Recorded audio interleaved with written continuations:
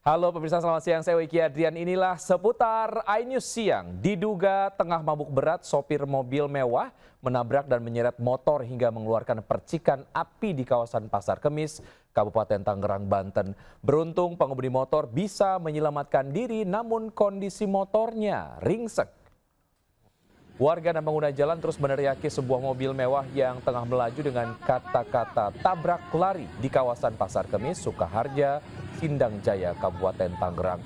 Namun pengemudi seolah tak peduli dan berusaha melarikan diri, sementara di depan mobil ada satu unit motor yang terseret hingga memunculkan percikan api sejauh 5 km.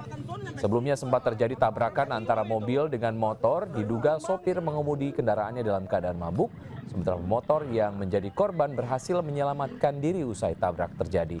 Laju kendaraan akhirnya berhenti setelah mobil oleng dan menabrak trotoar dan tanah lapang, sementara motor ringsek di kolong mobil. Kebakaran melalap 4 tempat usaha warga di kawasan Jalan Setiabudi, Jakarta Selatan tadi pagi. Kebakaran yang terjadi di tengah permukiman padat membuat panik karena berbarengan dengan aktivitas warga yang berangkat kerja. Kepanikan warga pecah saat melihat api dengan cepat melalap bangunan rumah di tengah kawasan padat penduduk Jalan Blumbang, Pendorenan, Setiabudi, Jakarta Selatan pagi tadi. Warga juga berusaha memadamkan api dengan peralatan seadanya hingga petugas damkar datang dan melakukan lokalisir agar api tidak merembet ke gedung lain di sekitar titik api. Total 10 unit mobil pemadam dan 35 personil dikirim ke lokasi kebakaran. Diduga kebakaran ini terjadi akibat ledakan tabung gas, sementara akibat kejadian ini jalan sempat ditutup untuk proses pemadaman api hingga mengganggu aktivitas pagi warga. Korsleting listrik kembali menjadi penyebab sejumlah kebakaran di Matraman, Jakarta Timur. Pabrik kopi hangus dilalap api yang muncul dari tungku kopi. Sementara di Surabaya, Jawa Timur dan Wonogiri, Jawa Tengah, kebakaran juga menyebabkan kepanikan akibat hubungan pendek arus listrik.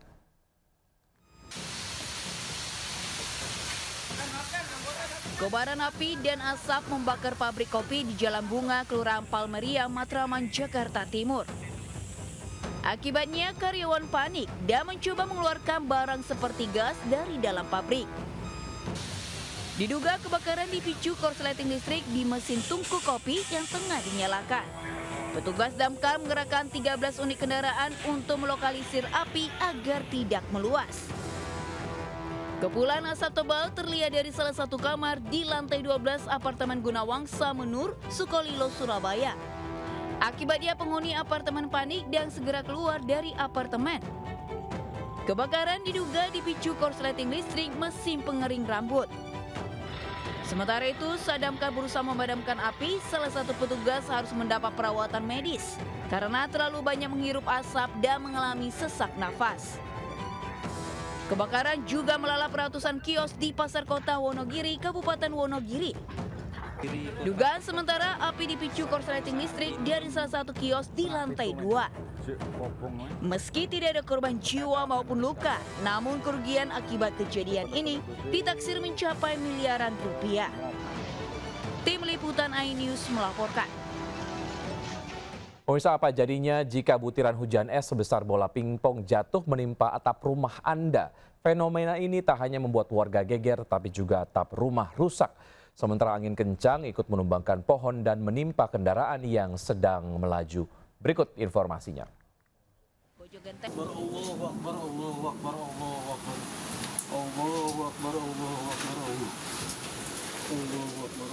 Warga panik saat melihat hujan es ukuran bola pingpong berjatuhan menimpa atap rumah di kawasan Desa Berkah, Bojonggaling, Bojogenteng, Kabupaten Sukabumi.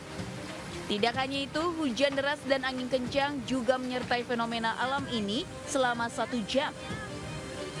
Akibatnya 52 atap rumah warga rusak serta sejumlah pohon tumbang. Hasil pendataan fenomena cuaca ekstrim ini juga menerjang Kecamatan Parakan Salak dan Parung Kuda, sehingga warga diimbau waspada terhadap potensi cuaca ekstrim terutama di wilayah perbukitan dan dataran terbuka. Hujan deras dan angin kencang juga melanda Jember, Jawa Timur hingga menyebabkan atap rumah berhamburan dan sejumlah pohon tumbang. Salah satunya pom besar di Jalan Raya Tanggul yang tumbang hingga menimpa truk yang sedang melaju. Sementara itu, atap kantor Kelurahan Sempusari juga berhamburan karena terpaan angin kencang. Meski tidak ada korban jiwa, namun kerugian ditaksir hingga ratusan juta rupiah. Tim Liputan iNews melaporkan. Dana hibah disunat pemerintah pusat, tapi Pemprov DKI tetap ingin menggabungkan stasiun karet dan stasiun BNI City. Berdampak patung Jenderal Sudirman akan dipindah. Langsung saja kita bergabung dengan jurnalis iNews Amrina Rida yang akan melaporkan situasi terkini dari stasiun BNI City Jakarta. Selamat siang Amrina, apakah sudah ada persiapan proses penggabungan saat ini?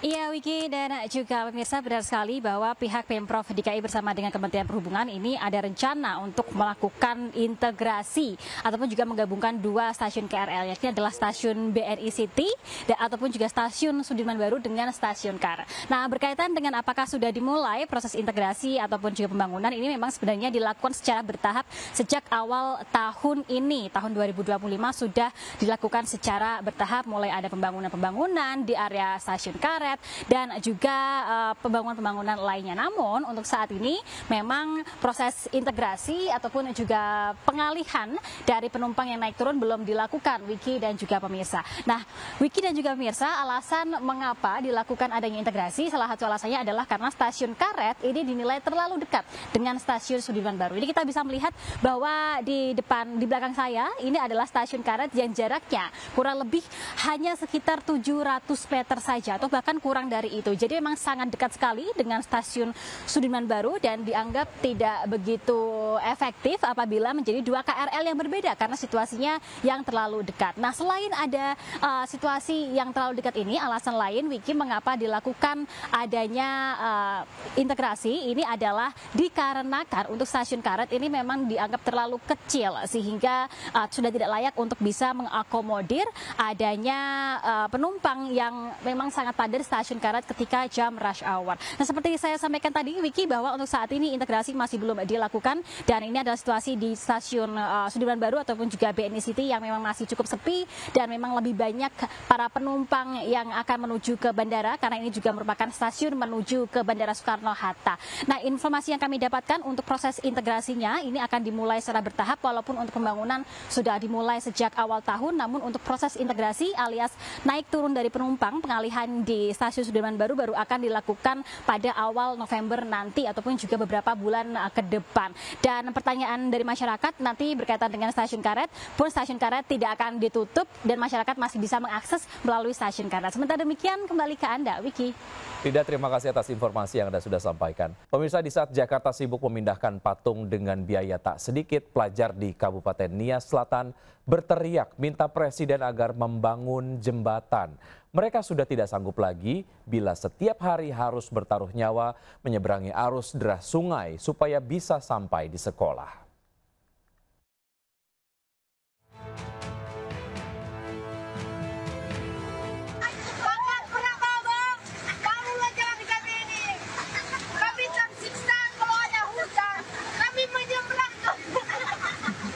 Murid yang diduga berasal dari desa Sivalago, Kabupaten Nias Selatan, Sumatera Utara menjadi potret pilu kehidupan pelajar di daerah tertinggal, terdepan, terluar atau 3T.